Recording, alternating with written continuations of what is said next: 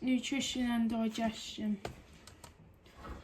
Introduction. Thank you for joining me today as we embark on the amazing journey through the digestive tract of the human body. This rather elegant system is necessary for life as it takes the food we eat and converts it into the essential nutrients that our body needs to function and thrive.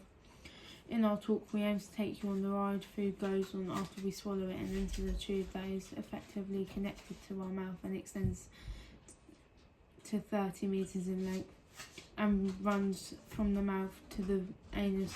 Food moves down the passage and passes through 10 compartments of the body, each contributing to the system's digestive process.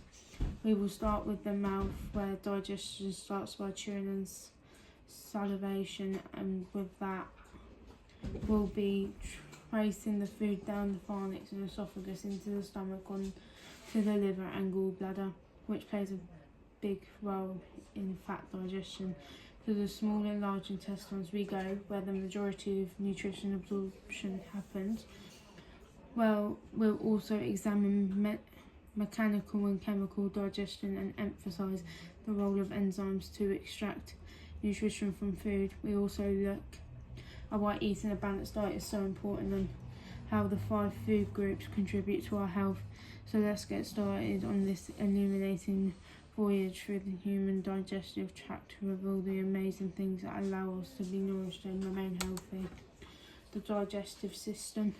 The digestive system's job is to turn food into nutrition. As food comes into the body through the mouth and goes out through the anus through a single unbroken tube that may reach as long as 30 metres on. This path, food travels through 10 different parts of the body: the esophagus, stomach, liver, gallbladder, pancreas, small intestines,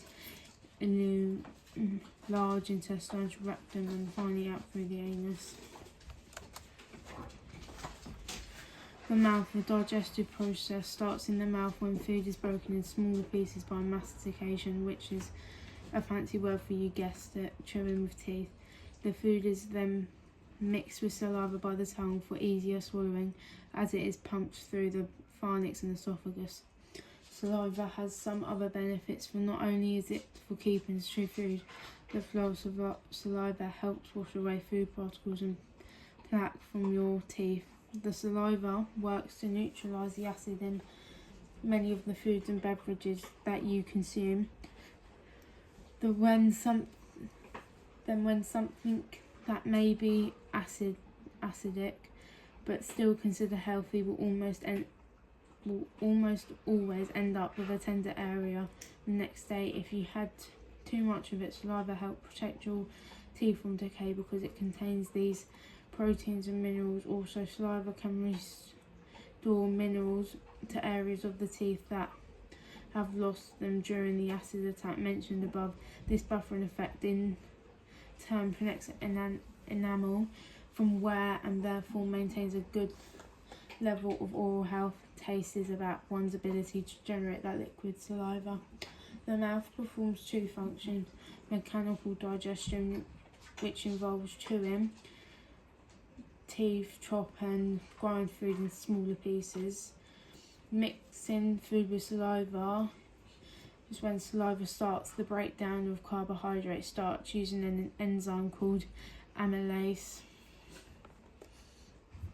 The pharynx and esophagus. The pharynx of the throat is the passageway leading from the mouth and nose to the esophagus and larynx. The pharynx or throat is the passageway leading from the mouth and nose to the esophagus and larynx. Upon arrival in the pharynx, the walls of the pharynx contract, facilitating the passage of food over the epiglottis. In doing so, this also ensures that food does not enter the trachea and lungs, but rather passes through the esophagus and into the stomach. The esophagus is 25 centimetres in length and is surrounded with elastic fibrous tissues. Gravity facilitates the movement of both liquids and semi-solids down the esophagus. Peristalsis propels solid items. Functions of esophagus: transporting food. The esophagus moves food from the mouth to the stomach through a process called peristalsis, where coordinated contractions of the esophageal muscles push the food downward. Protection against reflux. The lower esophageal sphincter is a ring of muscle located at the bottom of the esophagus that helps to prevent stomach acid. Coordination with other digestive organs. The esophagus works in coordination with the other organs of the digestive system, helps swallowing. Muscles in the esophagus help in moving the food bolus down to stomach. After the bolus, which is a mixture of food and saliva which forms into ball like for the process of chewing, reaches the stomach, it is mixed with gastric juices containing hydrochloric acid, water, mineral salts and enzymes, and instrict factor. This combo is great for absorbing vitamin B, aiding digestion and getting rid of bacteria. Digestion, dissolution, absorption and fermentation. The role of bile in digestion. Bile is necessary for the digestion of fat. It is synthesized in the liver and stored in the gallbladder, from where it is secreted into the small intestines. Besides producing bile, the liver has other important functions such as blood filtering and nutrition metabolism. The gallbladder's job is mainly to store and concentrate bile. Liver functions. Bile productions. Processing of fat. Liver makes bile, a yellow-green fluid that helps digestion fats and absorb fat-soluble vitamins. Blood filtration. Blood from the stomach. Blood filtration. Blood from the stomach and intestines move through the liver, which separates poison and waste from usable substances. Nutrient processing. The liver metabolizes and stores different nutrients such as glucose, converted into energy. Metabolic functions. The importance of liver is fundamental in metabolism, with important functions in blood sugar control, protein synthesis, etc. Gallbladder functions. Bile storage. The gallbladder is the organ that stores and concentrates bile produced by the liver. Bile release. The gallbladder contracts and empties the bile into the duodenum via the bile duct. For example, when the stomach empties food that may be especially rich in fats into the small intestines. Emulsification. The bile also emulsifies the fat globules to smaller fat droplets that are more easily digested by pancreatic enzymes. Absorption. The bile salts also help intestinal cells absorb, take up digestive fats. Small intestines. The small intestines is a muscular tube approximately 6 to 7 meters in length, with 3 parts including the duodenum, the jejunum and ileum. Its main task is to break down and absorb nutrients from its food. The duodenum is where chyme from the liver and gallbladder is neutralized before passing into the jejunum via peristalsis. This motion mixes the juice of the pancreas and of the intestine with the food before it has been completely digested. The villi line, the final section of the small intestine, and the absorption of nutrients occur through the villi walls, with waste sent to the large intestines. Large intestines' main job is to soak up the vitamins that we need, turn food into waste and scoop water out of the waste. Material A tube is about 1.5 meters length and of a large diameter is used. The organ is divided into 4 sections, including the ascending colon, transverse colon, descending colon, and sigmoid colon that end with the rectum. That the ascending colon serves the purpose of extracting nutrients and water from indigestible foods material before it is later passed into the transverse colon and thence into the descending colon. The sigmoid colon, having more muscle walls, contracts in order to push the feces into the rectum for eliminating at time of defecation.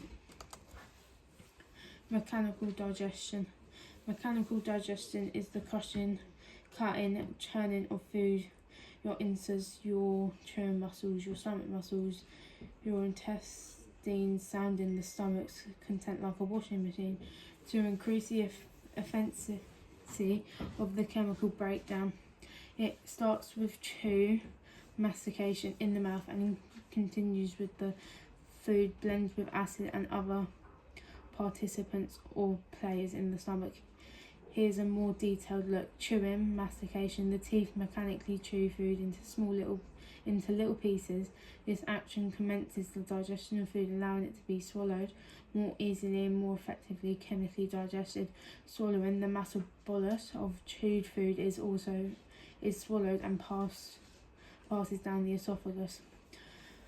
Peristalsis. The bolus travels down the esophagus using peristalsis, which are wave-like contractions of the muscle.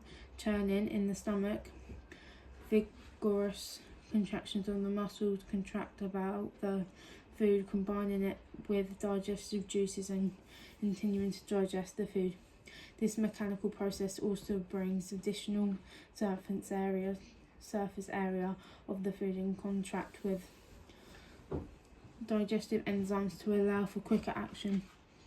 Segmentation. Inside the small intestines, a type of movement called segmentation occurs. Localized contractions of circular muscles mix food with digestive juices helped with absorption. Enzymes are highly specialized protein molecules that contribute to the digestive system by breaking down large food particles, promoting the absorption of nutrients and hastening the biochemical reactions with the cells of the body that are vital for human life. Each enzyme features an active site that has a specific shape that was developed to bind only one type of molecule to which the enzyme binds. The substrate is where the reaction will occur. Once the process is finished, the end products are released, which can be used elsewhere, depleted as an energy source or stored for later use. Although in this situation, enzymes combined with a novel substrate to start the cycle again. The ideal temperature for a properly working enzyme is approximately 37 degrees Celsius or ordinary human body temperature. More and floppier and less, and the activity slows down as they become enzymes, as also require pH of about 7 for the fundamental demonstration, which with less indicating an acid and more indicating an alkali.